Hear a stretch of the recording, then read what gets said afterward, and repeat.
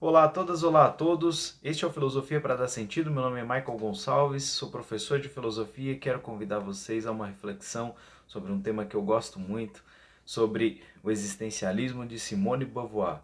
Vem comigo que vai dar sentido.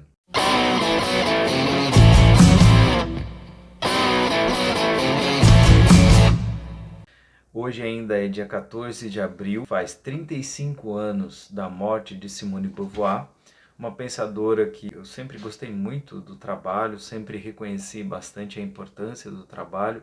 Me deu um monte de ideias, um monte de coisas para pensar e acabei resolvendo gravar. Acho que vai ser uma experiência legal. Falar um pouquinho dessa pensadora para trazer a sua grande obra, O Segundo Sexo, escrito em 1949, e que é tão importante para pensar o feminismo, sobre a mulher, sobre o lugar da mulher na sociedade e uma forma muito clara e prática de vivenciar o existencialismo, né? Porque havia realmente o pensamento existencialista do qual a Simone de Beauvoir era estudiosa, bastante divulgadora, junto com Jean-Paul Sartre, seu parceiro de reflexão e de vida amorosa também, e encontra no trabalho dela uma bandeira ou uma representação muito clara de como figura na prática o existencialismo, principalmente do ponto de vista do engajamento e da transformação a partir de algumas ideias. Então, eu sempre gostei da filosofia da Simone de Beauvoir no sentido de perceber uma filosofia que impacta na vida das pessoas e que conseguiu transformar a vida de muita gente, conseguiu impactar positivamente na vida de muita gente. Então isso é só por isso eu acho que já vale o tempo, já vale o estudo. É uma obra que a gente precisa ter contato, precisa ler, O Segundo Sexo. E para a gente ter uma noção mais clara desse pensamento, acho que é legal a gente ter uma noção bem básica, pelo menos um pouco de noção básica do que é o existencialismo, uma corrente filosófica que surge com o esgotamento, o cansaço europeu, da falta de sentido produzida por uma série de revoluções sociais e de um processo longo, né, de vivência que gera uma ideia interessante que é a ideia da angústia. A angústia que se instala no ser humano porque é uma espécie de vazio, uma espécie de vazio de significado, de sentido, e que você encontra no pensamento do Kierkegaard, você encontra no pensamento de Jean-Paul Sartre, Albert Camus, Simone de Beauvoir e outros tantos pensadores. E para enfrentar a ideia da angústia, então, e para enfrentar as questões da época, os existencialistas tentam achar um argumento que ajude a dar um sentido para a vida, um sentido concreto, um sentido possível de ser encontrado e que dê significância para a conjuntura que eles estão vivendo, uma época cheia de problemas sociais, cheia de reflexões importantes acontecendo. E o fato também é que eles são pensadores que se envolvem muito politicamente, se envolvem muito com as grandes questões da época. Então, o Jean-Paul Sartre e a Simone de Beauvoir diziam que era importante inverter uma lógica comum da filosofia, que é a ideia de que a essência precede a existência, que é um argumento metafísico, um argumento que você encontra na obra do Aristóteles e que depois vai ser desenvolvido muitas e muitas vezes e que não se questionava tanto.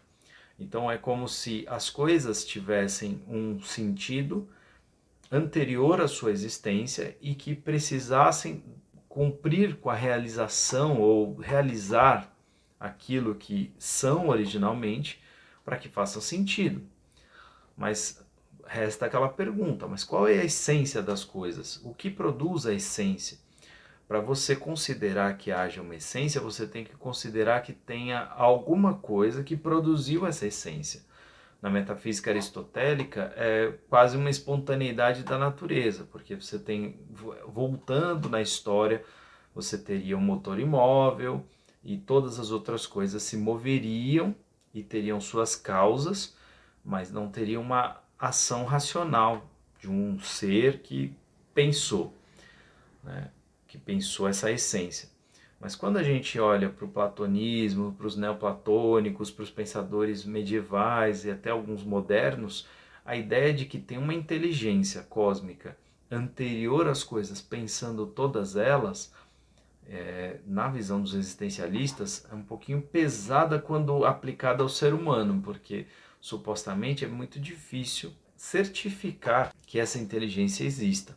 Quem tem fé, ótimo, segue firme com a sua fé, mas o existencialista coloca em dúvida essa inteligência anterior que pensou a natureza das coisas. Que eles afirmam do ponto de vista lógico que o que a gente tem absoluta certeza é que a gente existe. E a partir da existência que poderia existir a essência. Então, as coisas são, né, os seres humanos são, existem, e a partir da sua existência é que eles vão produzindo a sua essência a partir das escolhas que fazem, a partir das experiências vividas e das escolhas que vão tomando ao longo da sua vida diante dessas situações, diante desses movimentos. Então é interessante observar que a ideia da essência ela é mutável, diferente da versão anterior, que era anterior à existência e, portanto, imutável. O sujeito passava toda a sua vida tentando cumprir a sua essência. Uma ideia que combinava com vocação, ideia que combinava com um senso de destino, uma certa ideia de fatalismo, mas aqui agora a gente está vendo uma outra imagem, uma outra concepção da natureza das coisas que vai supor um caminho aberto, uma possibilidade aberta, um conjunto de possibilidades abertas. Tem muita gente que vai torcer a cara para essa forma de pensar, mas eu imagino que, do ponto de vista filosófico, o mínimo que a gente pode fazer é aprender, entender e respeitar, né? E que a gente encontre argumentos para enfrentar. Bom, se esse é o argumento existencialista, primeiro a gente existe e depois produz a essência, constrói a essência, se essa é uma reflexão verdadeira, então dá para afirmar que a noção que aparece no livro Segundo Sexo, a gente não nasce mulher, a gente se torna mulher, é uma questão a ser refletida profundamente. Não pode ser tratada apenas da forma superficial. É lógico que ela já é significativa se você não tiver um arcabouço existencialista. Já é muito legal. Mas se você entender do ponto de vista existencialista, ela ganha muito mais cor. Porque quando se diz a gente não nasce mulher, a gente se torna mulher, a Simone de Beauvoir está falando que a existência da mulher está aberta diante dela mesma e que deve ser definida a partir das escolhas da mulher e não do cumprimento de uma série de noções pré-existentes. Entre elas, por exemplo, a ideia, ela afirma isso muito claramente, a idealização do feminino, que é pesada para muitas mulheres, a ideia de que para ser mulher é preciso ser mãe, para ser mulher é necessário ser esposa. E isso muita gente contesta, mas na época que a Simone de Beauvoir escreveu, isso era muito claro, que a mulher só se tornava senhora quando era casada. O garoto se tornava senhor quando chegava aos 18 anos. Então, o que tornava um rapaz senhor de si? Maioridade. O que tornava uma mulher senhora? Um homem. Então, o ser adulto estava fadado à necessidade da relação com o homem. E por isso o questionamento da Simone de Beauvoir. Como assim a mulher não tem maioridade por ela mesma? Né? Ou a ideia de que a mulher só se realiza se ela se casar e for mãe. Então isso demonstra uma certa vivência, uma certa noção histórica, uma percepção do século XX, mas que se a gente olhar para trás com atenção, a gente vai enxergar durante toda a história do Ocidente. Simone de Beauvoir questiona quem é que escreveu essa história. Na visão dela, a história do Ocidente é escrita na mão de homens. Quantos livros da Bíblia teriam sido escritos por mulheres? A gente sabe de livros que narram histórias de mulheres, mas que teriam sido escritos por mulheres. Quantos livros de filosofia são escritos por homens? Tem alguns que são escritos por mulheres, é evidente, mas onde estão as mulheres filósofas da história? Qual é o valor que foi sendo dado a elas ao longo da história, e das experiências e das vivências? Essa era uma questão feita na década de 50, feita na década de 60, e que ainda hoje, de certo modo, ecoa, não é verdade? Então, aí a gente já vê duas coisas interessantes no pensamento da Simone de Beauvoir e que até hoje se mostram atuais, bastante atuais. Um outro ponto interessante é a percepção de que, e que ela fala bastante, que a luta não é contra os homens, a luta é contra o patriarcalismo. A ideia de que existe uma cultura da qual é inescapável e que coloca o homem em certas posições, em certas situações de privilégio, enquanto a mulher tem que ser submissa, ela tem que ser coadjuvante da história, né? E isso é preocupante do ponto de vista da Simone de Beauvoir e dessa teoria, porque não realiza a natureza verdadeira do ser, a natureza verdadeira do ser mulher, que teria a ver com as escolhas e com a participação da mulher na definição dos seus caminhos, na definição da sua história. Se a sociedade já tem um papel, se a idealização já está pronta, se a história já está toda concatenada para que a mulher reproduza um modelo, então ela realmente ela é um ser que existe, mas cuja essência já está dada. Para que seja possível tomar nas mãos esse projeto, porque, para usar uma palavra bem existencialista, o projeto de ser mulher, então era necessário enfrentar tudo isso. Uma mulher senhora de si seria uma mulher que projeta o futuro, que vai se realizando à medida que vai tomando decisões e vai fazendo as suas escolhas, de acordo com a sua vivência, de acordo com a sua experiência, com os seus afetos.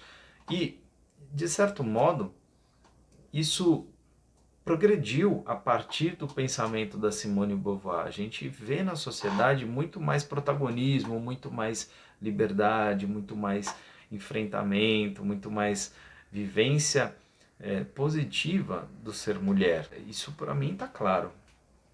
Agora, dizer que já chegamos ao patamar de igualdade, né, de perfeita igualdade, eu já não sei. Eu penso que não. E torna o projeto, o texto, o escrito da Simone extremamente atual. 35 anos e a sua filosofia continua valendo. É uma bandeira forte, é um texto forte que congregou pela primeira vez feministas do mundo inteiro em torno de uma significação só, em torno de uma forma de refletir igual. Então, toda a discussão que se construiu do ponto de vista das filosofias feministas passa, de alguma forma, pela Simone de Beauvoir, que conseguiu cunhar um projeto claro, objetivo, acessível, que ela fez muita questão durante a sua vida de divulgar de forma a atingir as pessoas. Ela foi à televisão, ela dava entrevista, ela escrevia romances, participava de palestras, ela foi uma intensa ativista e divulgadora do seu pensamento. Isso é muito legal. Ela era uma mulher do seu tempo, né? Tem gente que vai querer acusá-la disso, daquilo, mas, sinceramente, picuinha perto da grandeza do pensamento, da significância dessa mulher na história da filosofia, na história recente da humanidade. Então eu faço homenagem, sim. Acho que a Simone de Beauvoir merece essa homenagem e me esforço aqui para fazer um texto introdutório, uma reflexão introdutória suficiente para quem não conhece tanto, e para quem conhece um pouco mais, vem trazer reflexão, vem contribuir, comenta aí no vídeo, comenta no podcast. Eu acredito que é bem importante a gente divulgar, e esse para mim é um livro clássico.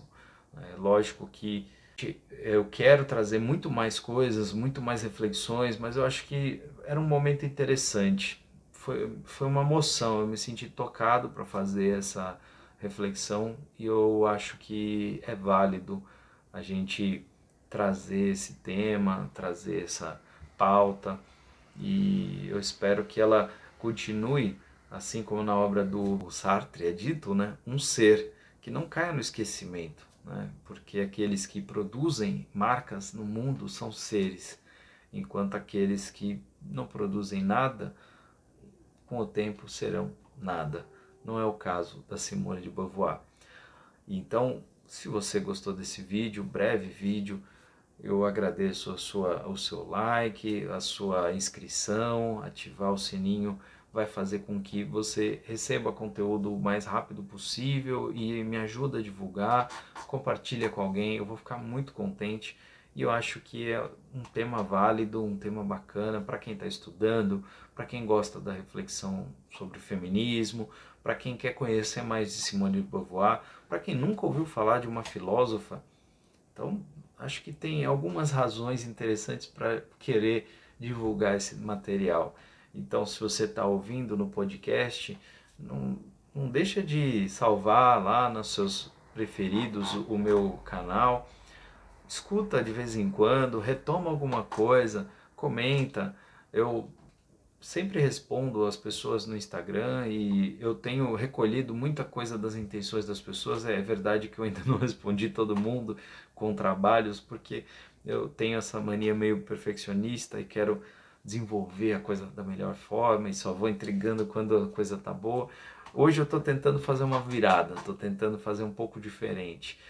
Fui no impulso, fiz, vamos ver o que vai dar. Então eu agradeço se você ficou comigo até aqui e forte abraço. Vamos celebrar, vamos lembrar da memória de Simone Beauvoir. Fez sentido para você?